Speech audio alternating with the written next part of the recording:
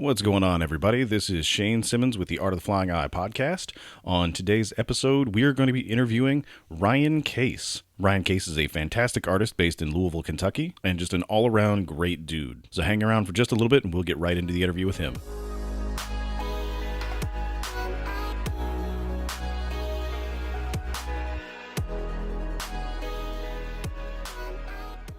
All right, so we're here with Ryan Case. For everybody that's listening, who are you, and I guess how would you describe yourself, man? I am Ryan Case. I am a painter, artist extraordinaire, I guess. Yeah, that's pretty much my thing. So how long have you been an artist? I've been an art kid my entire life. I always had sketchbooks with me and always working on something. But I guess I really started taking painting seriously maybe about 13, 14 years ago. Oh, yeah? A little over, yeah, something like that. It was around the time when I met my wife, and she encouraged me to get back into it. Oh, that's awesome. I did, and it kind of took off from there, and it's never slowed down. Oh, that's awesome. That's just more than a lot of artists can say. Yeah.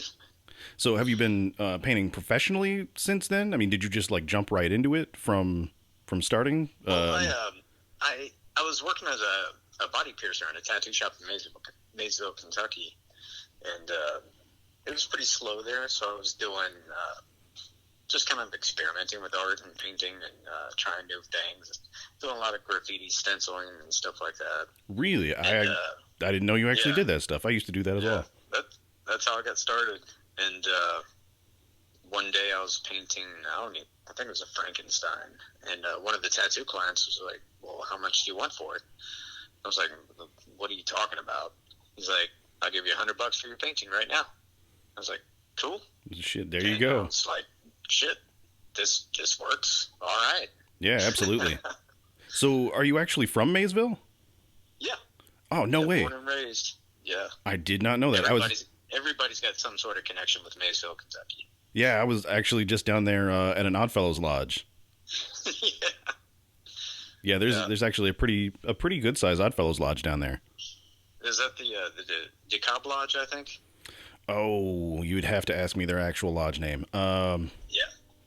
Man, I hate to say I don't remember. Because if it is the exact same lodge, then my dad was a member, and I spent my childhood on Saturdays down there reading Lovecraft Pulp Fiction that they had a box full of. Oh, that's awesome. Yeah. Yeah, I want to say big influence. The lodge is upstairs from like what was it? Like a seamstress, I think, was downstairs. Yeah, that's it. Yeah, okay. Yep. So that's the same one, I guess. Yep, that's awesome. That is awesome. So like so you said you were a body piercer. Yep. I assume you did that professionally for a while. How long were you a body piercer? Almost 10 years. Way. I started out as a shop manager, and then the body piercer at the shop I was at wanted to tattoo an apprentice, so he moved on to tattooing. They needed a piercer. I had basically assisted him the entire time too, so I just took it over. Oh, that's awesome. So they just hired you straight in as a shop manager? Well, it was kind of like I was the shop lackey, the hang-around kid. Yeah, and, common story. And then it went from being like, hey, you want to clean these tubes and, sweep up around here? I was like, sure. You want free tattoos and a couple bucks here and there? Yeah, awesome. Absolutely. Yeah, my tattoo story, my getting into the tattoo shop was, I guess, a little atypical. Because I didn't have any tattoos when I started looking for a tattoo apprenticeship, like nothing. Surprisingly, I didn't have any tattoos until after I finished my apprenticeship, and I found out later that if my mentor knew that, he wouldn't have let me apprentice. I didn't try to hide it or anything. It's just like I didn't think it was relevant. It never came up. Yeah. I just from high school started going around to like every tattoo shop, every reputable one that I could find whose styles I was into, and just kept asking for apprenticeships over and over and over again. But so what other sort of jobs have you had previous to that? Previous to that, I just kind of I mean, like restaurant work, light construction work, drywall, gardening, landscaping, pretty much anything I could do. Man, so you are well-rounded. If I didn't know how to do it, I would just say that I did and figure it out. Fair enough. That's honestly one of the best pieces of advice. Sometimes it got me into a lot of trouble, but that's all right. Yeah, it can do that. But I mean, honestly, one of the best pieces of advice I've ever gotten is just if you get an opportunity, say yes, and if you don't know how to do it, figure it out along the way. Exactly. That's pretty much the basis of my entire philosophy. Yeah, because I mean, if you turn down every opportunity that you get just because you're slightly uncomfortable about it, you're going to lose out on so many opportunities in life. Yep. And you're not going to know exactly what you're capable of. Yeah, absolutely. So, what? I've got a couple of random questions for you here now. Oh, yeah. Totally out of left field here. If you could create any piece of artwork for anyone in the world right now, what would it be, and for who? I was thinking about this question earlier, and every time I looked at the question, I was like, you know what? I'm going to come back to that one later. And I hadn't even thought of anything, but I guess it would be just off the top of the head. Like, what's off the top of my head? Guillermo del Toro. Okay. I'd create him my version of the Frankenstein monster. Okay, that sounds awesome. Yeah, that'd be my dream gig. So why exactly? I mean, well, other than the obvious reasons to me, for everybody listening, why did you lean towards Guillermo del Toro? He has done. Well, I mean, just his movies alone have influenced my life, but like his whole persona of how monsters can, save lives, and how it's a healthy thing to be obsessed with these giant creatures, and I don't know. He's just, every time I think about the man, I smile, and it makes me happy that he's out there making this stuff. Yeah, I would definitely agree. A lot of his work has been really influential for a lot of artists and just creative types in general. Yeah, and he's such a huge supporter for the arts too. Like, I've known little, artists you meet at little craft fairs and stuff who've had purchases from him, who he'll stumble across their website and like order all their stuff. No way, really? Yeah. Oh, that's awesome. That's crazy. So the dude just wanders around craft fairs with... Well, not really like walking around, but he'll go to like... I met these people at craft fairs. He'll find websites of artists that he likes, or somebody will send it to him, and he'll just buy everything they've got. Oh, dude, that's awesome. That would be an absolute dream. Just to see that on the ticket. It's like hundreds of dollars worth of orders, and you're just like, wait, Guillermo del Toro? No way. No fucking way. Shit. Yeah, right? right? All the free stuff I was going to send. Yeah. So... It's just a cool thing. Yeah. And, of course, I would imagine the image that you would create for him being... like one of the Universal monsters, the Frankenstein. I would assume you would go with that version, or would you go with a different version? I've always been kicking around my own version. I don't know. I think Bernie Wrightson had the most perfect rendition of what the reanimated Frankenstein monster should look like. Oh, dude, yeah, his version was awesome. I think I'd have to go that way. Cool, that's rad. Yeah. So, in your art journey, what do you wish you had known before you started? Don't trust so many people and get shit in writing. No joke. Now, what's the first thing that comes to mind? Like, first situation when you think about that? A lot of show promoters like to inflate their worth. I guess that's how I'd say it. Yeah, fair. Yeah. I don't know. There's just so many shady people trying to rip off artists, and everybody's wanting to, try and get something free or exposure. And oh my God. Especially when artists are just like trying to get into the scene. Mm-hmm. Like the whole, what's that fucking thing that comes around every year? The Raw artist or whatever. I'm not familiar with that. it's like a mass email that gets sent out to everybody, and it's like, you are a hand-picked, handmade artist that we want for this particular show or whatever. It just blows a lot of smoke up people's asses and ends up costing them money in the end. Oh, no way. It's one of those. Okay. Yeah, like a pay for play. Like they have to sell so many tickets or they have to pay it. Gotcha. Yeah, that sucks. That's terrible. Man. Yeah, I mean, I've definitely dealt with a lot of the, well, why are you so expensive? Why does it cost so much? Like, are you sure you can't just do it for exposure? Yeah, so Right. I definitely feel you there. Oh, man. And as far as art goes, like, is there anything that you feel that you, I guess, have like failed at or failed to reach your potential with? I mean, something that you didn't do as well as you thought you could or should. How do you feel that you can be better at it?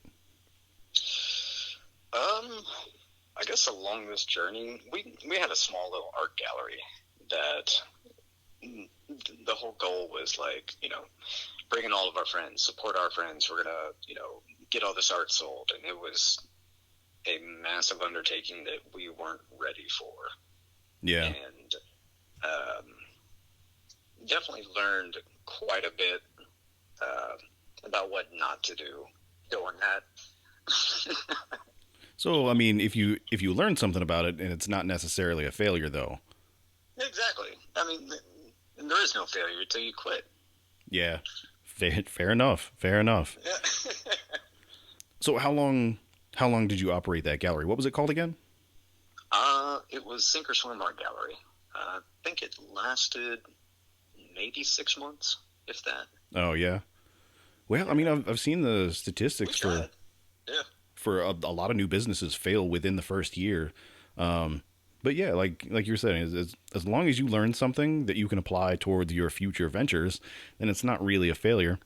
Because you definitely, from seeing your work and how much you pump out, how much stuff you do, you have definitely not slowed down at all. Oh, hell no. Nothing's going to slow me down. That's just the way I operate. And sometimes I wish I could not be that way. Like, I'd love to, just turn it off for a second. But then I'd be like, all right, now what do I need to go paint? Or what can I paint? Yeah, right. There's always that little voice in the back of your head that keeps telling you to do more stuff. You're just like, you got to stay efficient. You got to keep doing it. Yeah. You've only got so many hours in your life, and like you're just wasting them away. What are you doing? You're not being productive. And a great friend of mine told me, he's like, dude, listen to your other voice, because rest is productive. Absolutely. If you don't rest, your entire body shuts down, and you're fucked. Yeah, I totally agree. But it's hard to kind of reconcile those two opposing forces sometimes, and find that right balance. Yeah, it's easy to slip into either way. Yeah, and if you go too hard in productive mode, you're just gonna burn yourself the hell out, and you're gonna feel like garbage, and then you're gonna have to rest, and then you feel like you're not being productive enough while you're resting. So it's just this weird cycle you can fall into. It sucks. Yeah. Yeah. And yeah, like a lot of people don't seem to understand the kind of mental stress, that sort of constant strain, trying to find the balance between those two things when you try to do this sort of work professionally. Like it seems like it's really difficult for people to understand. And especially when I want to just paint something, like, I don't want to sell it. I just want to paint it because I like it, and I want to see if I can do it.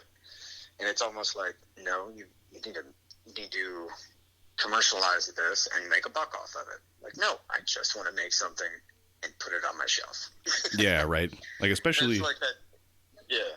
Like the times when like every dollar counts. Right.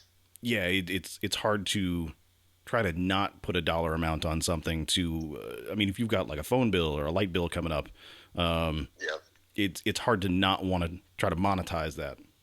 It is. And it's a constant little battle, but then again, if you're still creating fun stuff, I guess you still get your kicks off. So yeah. So I mean, I you know what? I will never you'll never hear me complain about what I do, and even if sales are low, you're not going to hear me complain, because I'm so fortunate to be able to do what I do. And like you said, if there's a light bill coming up, I'm like, all right, cool. What can I make that can cover that right now? Yeah, exactly. Right. Like I have that option. Yeah, it's definitely one of those careers where you have a lot more control, and it can be stressful because you have all of the control over that. But yeah, like if you've got that bill coming up, and you're like, well, hell, I've got some canvases, I've got cardboard, I've got like something to paint on or something to sculpt with. I can find something. I can make something. There's I don't know what painting it is, but there was always a story about Frank Frazetta about how he had a deadline coming up, and the courier was coming to pick up the art the next day. He didn't have any canvas, so he ripped up part of his floorboard and did the piece on it and sent it off the next day. Oh, no joke? Yeah, and I'm like, who's got that piece? That's yeah, right? Like take it out of the frame, look at the back of it. Does it look like ripped up floorboards? Right.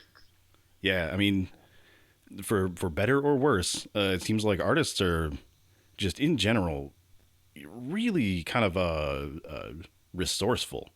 Like, yeah, when an artist like puts their mind to something, like, I'm going to make this, it happens. Like, it doesn't matter if you have the money for it. It doesn't matter what supplies you have, what you have access to. Like, you're gonna make it happen. And as much as I love having like fresh, brand new supplies right out of plastic, I also love not having very many supplies.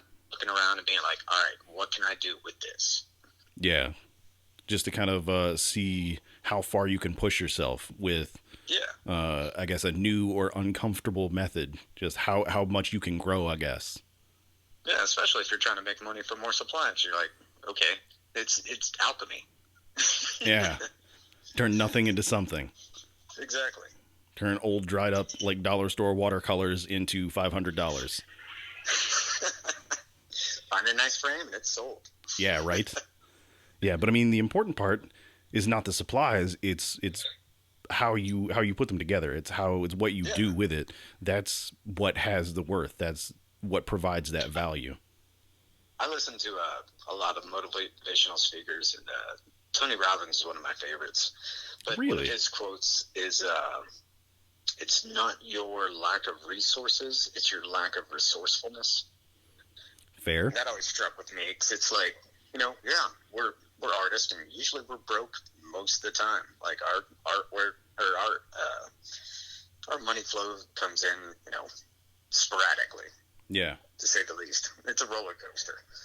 So it's just, what can I do with what I've got so that I can have what I need for tomorrow?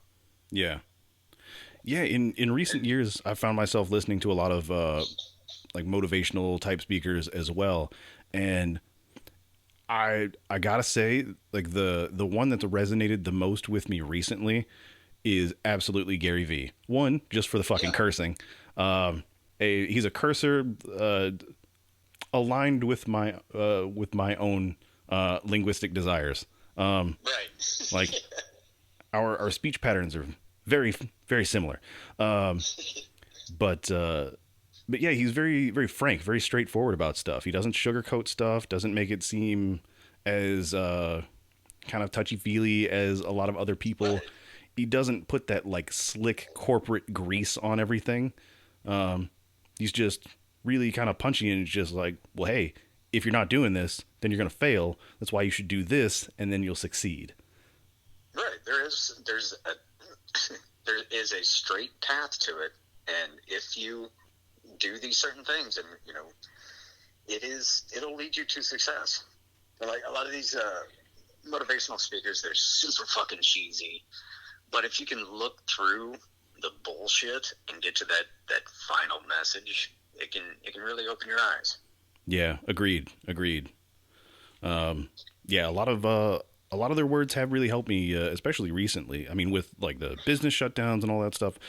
I mean, pretty much anything in life, you're always going to be your own worst enemy. Like, your fears and preconceptions and all that stuff. That is always what stands in people's way more than any external force.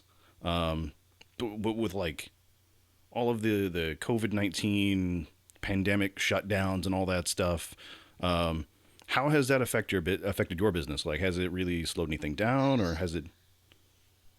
Well, I was doing a lot of pop-up galleries and a few shows here and there.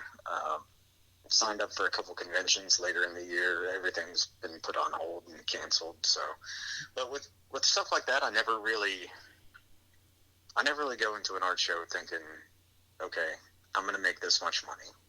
Yeah. I always go into it like, all right, cool. Let's do this. Let's just have some fun, meet some new people, get your work in front of some new eyes, and then we'll see what happens then. So conventions, I tried not to to rely on conventions for my income. I try and use social media and the internet and all these newfangled things to Yeah. to rely more on online orders than just conventions. Because at first I was trying to do the exact opposite, and it just wasn't working. So Yeah. like I tell every artist, I'm like, you can keep your dream, and it doesn't matter how hard it gets, but if you adapt and adjust along the way, you can still have it true. Yeah. So I don't know. I think I've spoken to you before about it, but it's the art marketing podcast. I listen to quite a bit, and they kind of touch on the same thing. It's not necessarily when you're doing shows and all that stuff, not necessarily relying on the amount of money that you're going to immediately make back out of it. I think the phrase that stuck with me was the astute marketer can stand to lose money on customer acquisition. So if you go out into the wild and you're really making connections with people, not necessarily just like looking for a quick buck, but looking to like build relationships with people. Right.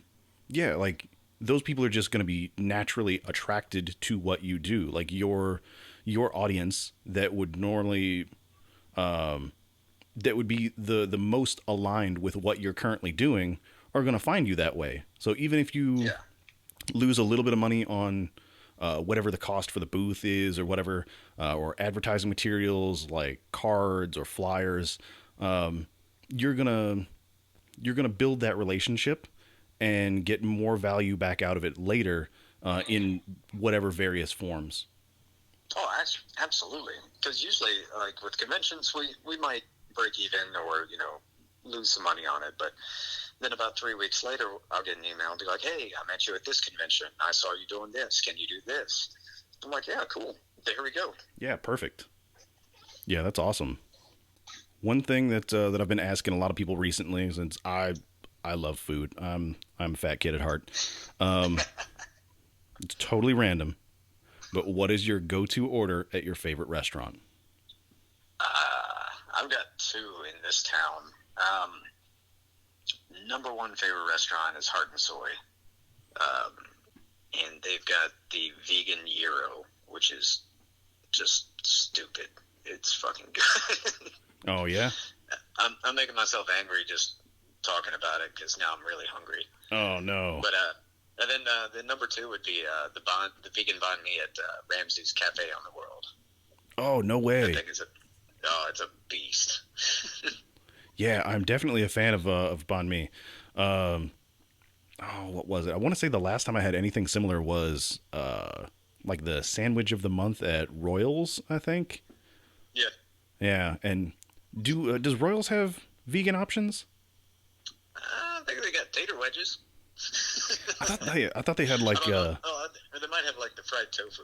Yeah, I thought they had like tofu or something like that, but who knows what's in the bread and all that stuff. Right. Yeah. Yeah, I hate to say I haven't really tried a whole lot of the vegan options in Louisville, even though there seem to be a whole bunch of them. Oh man, when we first moved here, there was like maybe like 2 or 3 vegan vegetarian restaurants, and God, it's bloomed. It's amazing. Yeah. Now I will say, I'm sorry. Go ahead. Like as a vegan, coming from a small town, like you have no idea what it's like to be able to walk into a restaurant and not have to ask questions. Oh yeah. Just know that everything on the menu is completely vegan. Yeah, you can eat everything there. Yeah. Yeah. See, I I never that's something that I don't really deal with. Yeah. Since I don't really have very many dietary restrictions or anything like that. I don't hold myself to that. Um, Yeah. it's kind of mind blowing thinking about walking in someplace like any restaurant ever that's not advertised as being vegetarian or vegan, like having to think about every single food choice. You have to research it all and check it all and send it all back, and hopefully they don't get pissed off and spit in it. Yeah, right. Man, yeah, that's something that I've never really dealt Yeah, with. Then, give it a try, man. We'll go to Heart and Soy after all this shit's over. oh, dude, absolutely, 100% into that. The spicy pho soup. I mean, Jesus. You had me at pho. There you go. But I will say though, as far as vegetarian options, it seems like almost every time I get Indian food, I almost always get a vegetarian option. Yeah. Because seriously, like, oh, what was that? I want to say the last time I was at Kashmir. It's the oh man, how am I blanking out on that? I can see it, I can smell it, I can taste it. Like crispy kind of pastry crust filled with like potato and peas and lentils and that sort of thing. Man, that's gonna bother me. Man, that sounds delicious. Right? Now I'm hungry. All right. So, as far as your work, just overall, is there something that you feel like I should have asked but haven't asked already, or what else should people know about you? I'm a pretty nice guy. Sometimes. I don't know. I'm kind of out there anyway. I kind of put myself out there on Facebook, so most people know who and what I'm about. I mean, if I can interject here, I can personally say that you're definitely more than kind of a nice guy sometimes. Well, like my wife says, you got to live by the rules of Roadhouse. Be nice till it's time to not be nice. Perfect. Absolutely perfect. So now, what art goals do you have, like artistic goals in general, do you have moving forward? Well, since we all like started to self-isolate here, I kind of jumped into some really big paintings that were kind of scaring me a little bit, and just kind of threw that fear to the side and jumped all in and went crazy with it. Got to points where I was happy with it and said fuck it and threw ink all over it and started over. Yeah. I don't know. I'm just like. Now I've heard you talk about it before. Like, could you talk about that process? Like, once you get to a point where you're happy with a piece, what you do? Yeah, usually, especially with portraits, I'll get to a place where I'm happy with it and I get to sign my name and be done with it. But I know that I should not and push myself further. But if nothing happened to that painting, I would just go ahead and call it done. So usually I'll take, ink or some sort of paint or just something and pour it all over the painting and spray it off and then let it dry and fix it. And it turns out, 100 times better than it was before. Plus it's got this really cool layer that looks like I did it on purpose. Yeah, it's just kind of like leaving part of your painting up to fate. Like just right. Yeah. seeing what fate kind of throws at you and just dealing with it. Well, that sounds like it's like getting up to the mountain and being like, all right, I could stop here, or I could keep going and see what's on the other side. Yeah, right. Yeah, I really like that outlook. I like that process. I think I mentioned to you the other night on one of your live streams that in one of my painting classes, I had an instructor that would just walk around with a can of either white or black spray paint and just not say a word to anybody. Just wander around, looking over people's shoulders, and just not say a word. Then all of a sudden, out of nowhere, dude would just spray a big line across your painting and just say, fix it, and walk off. Yep. And it's, as much as I hated that guy's guts at the time for doing that, like, oh my God, you're ruining my piece. What are you doing?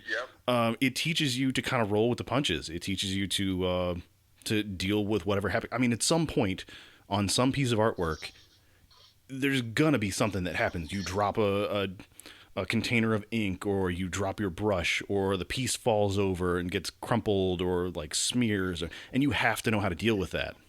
Oh yeah, yeah. You have to. You got to be able to expect utter destruction and rebuild it. Yeah, I mean it sounds weird, but it was super helpful, I guess. Once you get through that rage. Yeah, the first couple of times. What a great lesson it is. Yeah, absolutely. So where can people find more of your work? I'm on Facebook, Solus Lumen, The Art of Ryan Case. You can buy original art at www.soluslumen.bigcartel.com. I also have t-shirts, hoodies, and leggings at teespring.com/stores/Solus Lumen shirts. Awesome. And I'll go ahead and put all of those links in the show notes in the description for this episode, so that people can hopefully click through and find you, man. Sweet. I appreciate it, man. Thank you so much. Oh, no worries at all. I really appreciate you calling in and talking to us tonight, and hopefully I can keep seeing more of your work for a long time. Definitely do. I'm not slowing down. Absolutely. I would be sad if you did. All right, everybody. That was Ryan Case. You can find more of his work at facebook.com/artofryancase or soluslumen.bigcartel.com. Definitely go check out Ryan and his work and give him a follow.